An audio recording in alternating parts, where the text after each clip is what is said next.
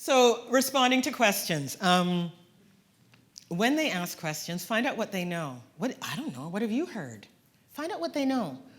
If we do that, they give us a context. Some people chuckle when there's a little story that Meg Hicklin told about a little girl who said, "Where did I come from?" Parent freezes, and they're like, how do I do this? And then they go through the whole conversation about birth and all this kind of stuff, and the little girl says, "Oh, I thought I came from Edmonton." So ask them, what do you mean by where you came from? And they might say, well, where was I born? Okay, ask them. Clarify the question, excuse me. And there's different ways to answer. It's safe to start with facts. School, we don't get to share family values. That comes from the family. Families, they need our values. It gives them a place to stand. That way we can say, some families believe this, some families believe this, and in the range, this is where we are, this is what we believe. But give them the range, because if we don't give them a range, and the one we gave them, that's the one that we believe is the only one they have, and they toss it, we don't know what they're going to pick next. But if they know the range, at least they're aware of the decisions within that range. What are the consequences? Often I found we learned in our home, we didn't have to yell about anything. Because what teenagers told me, I said, when we are upset and we are point blank range from your face and our voice is loud, how much of that do you get? None. No, it's not a very effective mode of communication, is it? No. Sorry. Sometimes we're just concerned and upset and we want to communicate. And we made a game for 6 months. How many things can we communicate without anger or rage? Sometimes we're scared, we're upset. Then we'd calm down. And if everybody was upset, the deal was everybody goes and finds a way to calm down, and then we return to the conversation. If people get upset, we stop the conversation. And then we start again. And we got to the point where no matter how, because when we're speaking to them about something that's really important, don't we want them to get the message? We do. So can we find a way to do it so that it actually gets in? We can. And often it means our voice isn't raised and we aren't yelling. We want to, but it's okay to bring the tone down and communicate because they're going to get the nugget that they need. And sometimes, my son, I discovered, yelling was even worse than spanking because he had such a high, well, I didn't spank, but he had such a high pain threshold that I wouldn't spank him because he didn't feel pain. But what I didn't realize until I went to a sensory integration workshop was when I raised my voice, I could get him to do anything. But in his world, that was like being spanked because it was so offensive to him that I stopped raising my voice. And my other son, one day I said, well, what do you want me to do? Do you want me to put you in your room? I mean, we can't spank, but do you want me to spank you? Do you want me to give you lines? And he said to me, can you just explain it to me? I said, yes.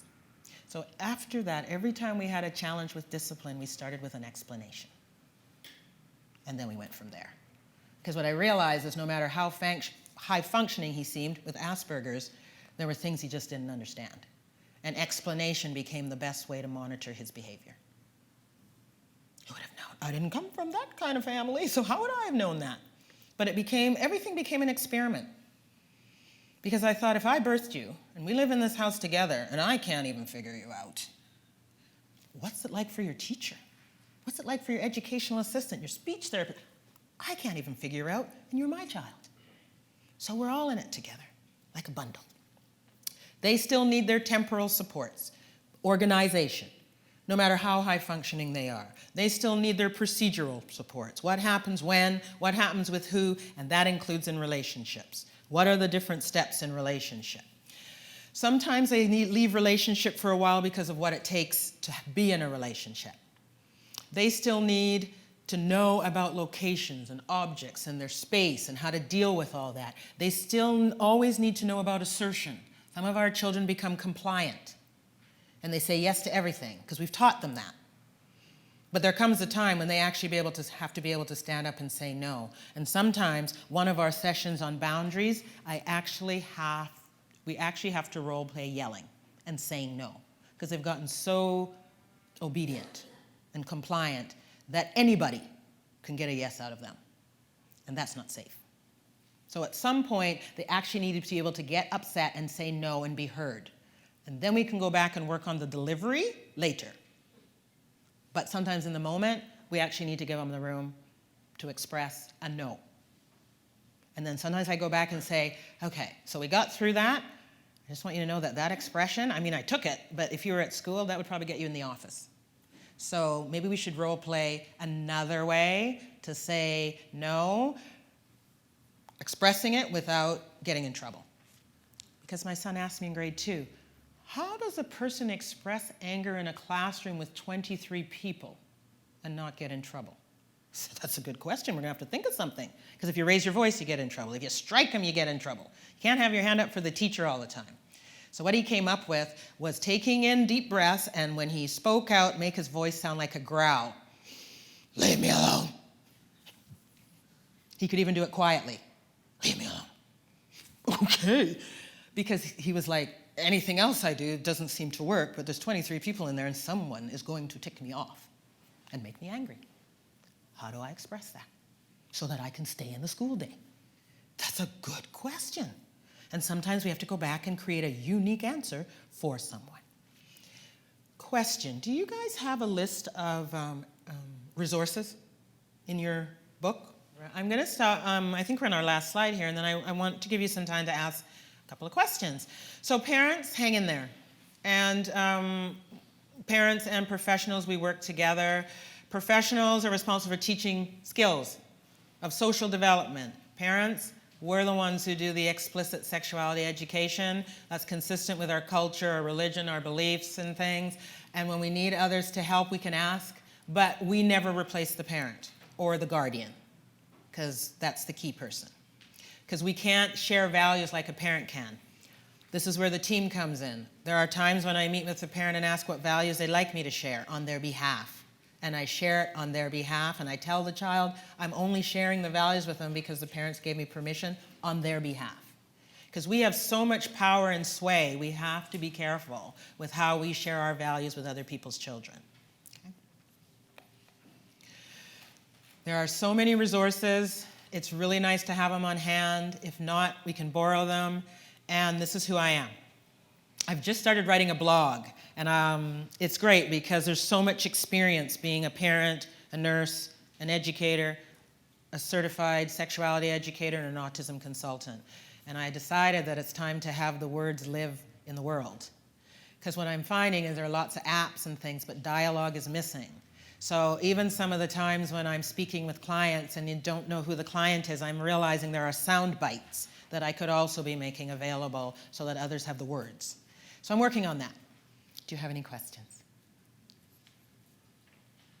This dialogue that you talk about Yes. having with them Yes. is not even welcome. There's a wall, and we can't get in. Okay, hold on. The first challenge is phrasing the questions in a way that no can't be an answer.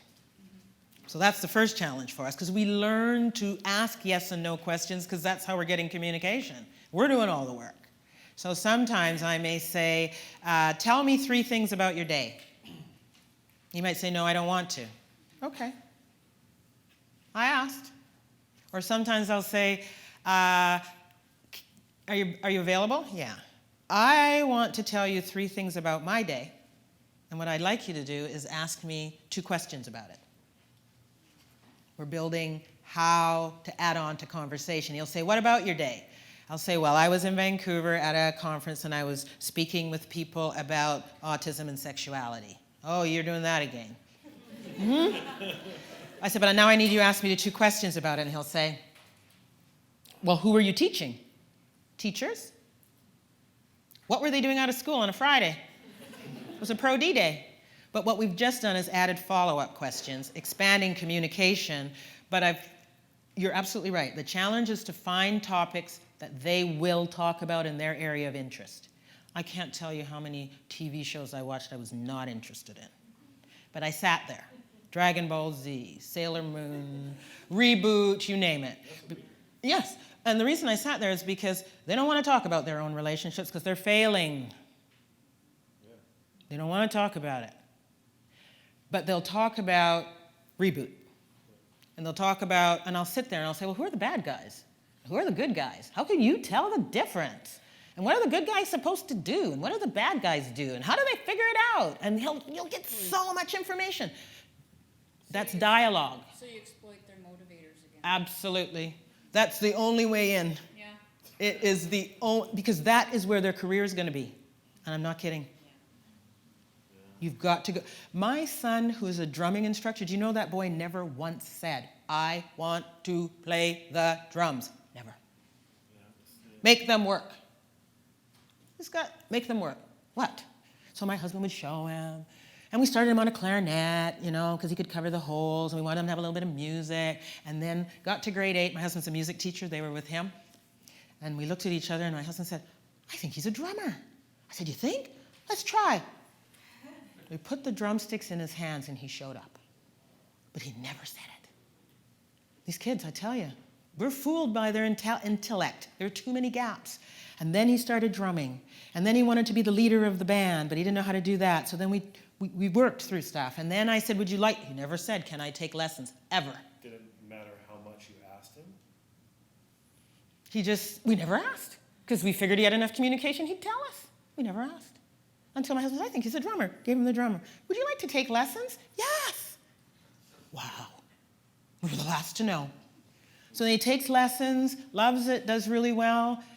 And now his entire career is through that means. Because when he goes, I'll never forget, he went up on stage to play at the Port Theatre with 800 people in the drums. And before he went, he said, but what if I can't do it?